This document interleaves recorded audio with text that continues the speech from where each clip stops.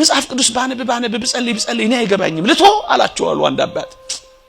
ቆይ አትተው ላስረዳሃሉና አንድ የተቀደደ ድስት እዛ ቤት ነበር አሉ። እዚህ ኢትዮጵያ ውስጥ ወይም ሀገራችን ወይ በእኛ አካባቢ ወጥ የሚያፈላ የነበረ ድስት ሲቀደድ ምንድነው የሚሆነው? የድስት ፊውቸሩ ምንድነው የሚሆነው? እናንተ ቤት እኛ ቤት ከሰል ማመላለሻ ነው የሚሆነው። እናንተ ቤት እንጃ ተውት። ምን ድስትም ቀርቶ ይሆናል እኮ እኔ ብዙም አላየሁት። ከሰል ማመላለሻ ነው እና እዛ ቤት ከሰል ማመላለሻ የሆነ አንድ ድስት ነበረ። ከሰል ማመላለሻ ከሆነ መቼም ጥቀርሻ ለብሷል። ቀዳዳ ነው ግን ጥቀርሻ ነው። ሊያስተምሩት ስለወደዱ ውሃ በዚህ አምጣልኝ አሉት። ይመጣል በታምራት ካልወደ ዝም ብሎ ልታዘዝ ብሎ ሄዶ አንዴ አመጣ፣ ፈሰሰ። እንደገና አምጣሉት። እንዴ ያፈሰስኩ እዚህ እኮ ውሃ አላደረሱ አምጣሉት። እየተነጫነጨ ሄደ። ሶስተኛም አዘዙት፣ አበደ። ግን ትእዛዝ ነው አመጣ። እሳቸው ሊያስተምሩት የወደዱት ምንም እንኳን ውሃውን ቤት ድረስ ባታመጣ ቀና ብለው አሳዩት።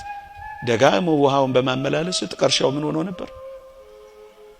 በሏት ነጽቶ ነበር። እየሰማችሁኝ ነው? ተስፋ ልትቆርጡ አይገባም። መጨረሻው ራሳችንን አናጽድቅ። አንዳንዶቻችን በጣም ራሳችንን ጻድቃን ማድረግ እንፈልጋለን።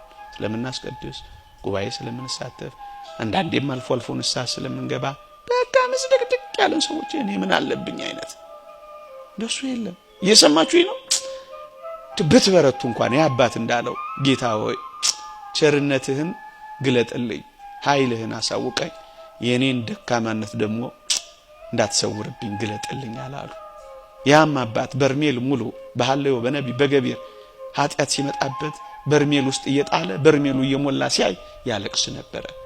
ራሳችንን እንዳናጸድቅ የተወደዳችሁ ክርስቲያኖች፣ ያ ስምዖን ራሱን አጽድቆ ምንም ኃጢአት እንደሌለበት ተኮፍሶ ተቀምጦ ያቺ ማርያም መጣ ባለሽቷ እግሩ ላይ እንባዋንም ሽቶንም አፍስሳ ምሕረት አግኝታ ሄደች።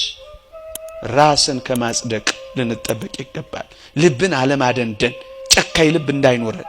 ንስሐ ለትሑታን ቀላል ናት፣ ራሳቸውን ለሚያጸድቁ ግን ለሚያደርጉ ግን ከባድ ናት፣ ትዕቢት ናት። ኃጢአተኞች እንደሆነን እናስብ፣ ራሳችንን እናጽድቅ።